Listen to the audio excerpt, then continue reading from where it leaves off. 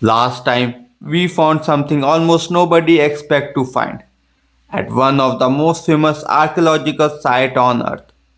Proof that Thebes was inhabited hundreds of thousands of years before the first pharaoh by hominins who had never seen a temple, a hieroglyphs, or a god with a falcon's head.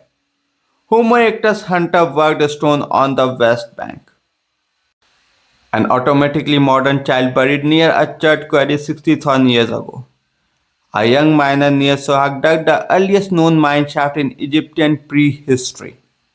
But somewhere between that world and the world of gold death mask and the hundreds of obelisks, something changed permanently and irreversibly.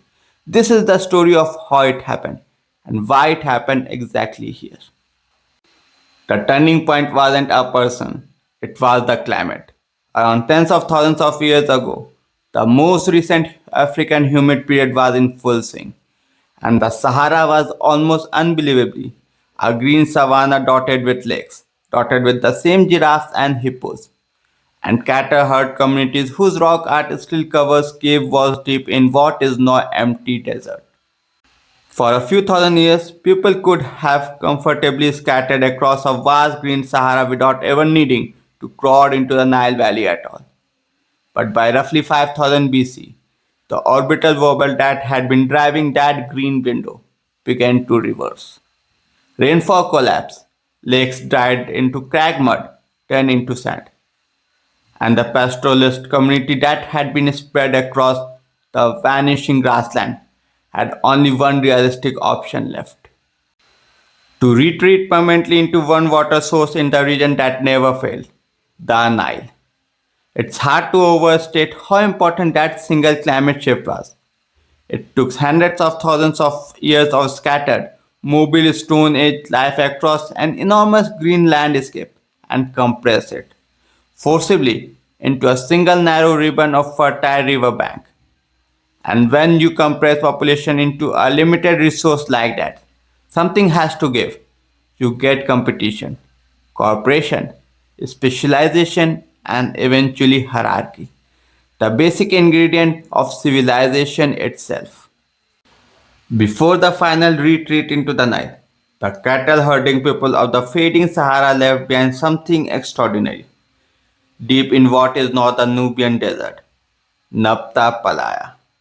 Beginning around the 6th millennium BC, communities gathering seasonally around a shallow desert lake began burying sacrificed cattle in a clay-lined chamber, and by roughly 4800 BC, they had erected a modest circle of standing stone now nicknamed the Calendar Circle, where they aligned.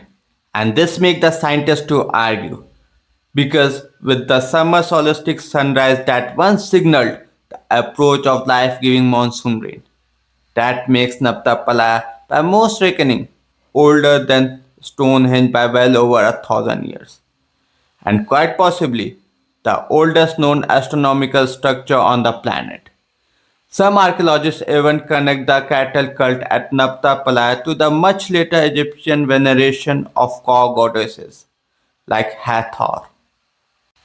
Whether or not that direct line hold up, but one thing was clear: the same desiccating Sahara that eventually pushed people into the Nile Valley in the first place had already produced communities capable of organized rituals, monumental construction, and naked eye astronomy.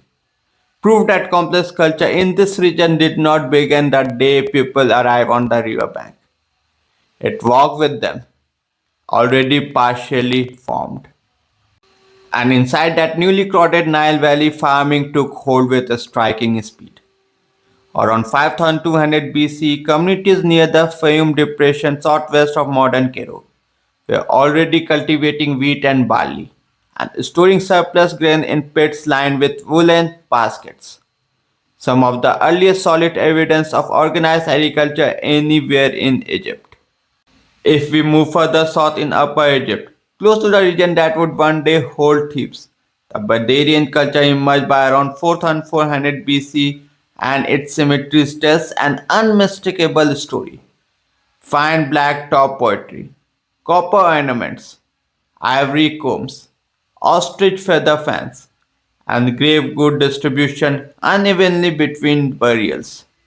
And these are the direct physical evidence that shows some people for the first time in regional history were already wealthier or more socially important than their neighbors. Farming did not just feed more mouth, it created surplus and surplus. Almost everywhere in human history created the very first crack of inequality. And with inequality comes leadership. And with leadership, eventually kings. The clearest bridge between Stone Age village life and the world of Pharaoh comes from a culture named after a small town called Naqada, which sits fittingly just a short distance north of where Thebes itself would rise, beginning around 4000 BC and evolving through several distant phases. Archaeologists label Naqada 1, 2, and 3. This Upper Egyptian culture shows accelerating social complexity with almost every generation. Standardized wheel-turned poetry traded across huge distance. Elite cemeteries with increasingly elaborate tombs. Imported luxury goods like lapis lazuli from as far away as Afghanistan. And by the later Nasdaq 3 phase, the first tentative holographic style mark used to label goods and claim ownership. The very earliest fingerprint of Egyptian writing. And by the end of this period, Upper Egypt was no longer patchwork of scattered farming village. It was organizing into competing regional chiefdoms, each testing its strength against its neighbor, in exact the kind of political pressure cooker that produces eventually a single and fine winner. And it is out of this Nasdaq culture world, this exact stretch of the southern Nile Valley, that the first unified Egyptian site emerged around 3100 BC, centuries before Thebes had any political significance at all. So, how do we get from Naqada chiefdom to Karnak's 134 columns? Slowly and then all at once. For nearly 1000 years after unification, Egypt's earliest dynasty ruled from the north, near Memphis, while Thebes remained exactly what its deep past had always made it, a modest settlement on a fertile bend of the river, unremarkable, unglamorous. Simple one node among many in a Nile Valley that had already been continuously inhabited for the better part of half a million years. It took the total collapse of Egypt's first centralized state around 2100 BC, and to change that, a political vacuum had lined up of tough, ambitious Theban rulers were perfectly positioned to fill, precisely because their region had never stopped producing capable, organized, resource-rich communities stretching all the way back to Naqada. And honestly, all the way back to Nazla Khatam Minor and Taramsa Quarry Worker before them. When Thebes finally unified Egypt, and centuries later built the largest religious complex on the planet. It wasn't an accident of geography. It was the final, spectacular expression of a process that had been quietly building on that same stretch of riverbank for hundreds of thousands of years. And there it is, the full arc. From a hand axe in the Theban grave to the hypostyle hall of 134 columns. It's really just one long, unbroken relationship between a river and the people who never really left it. Ice Age came and went. The Sahara turned green and then died again twice over.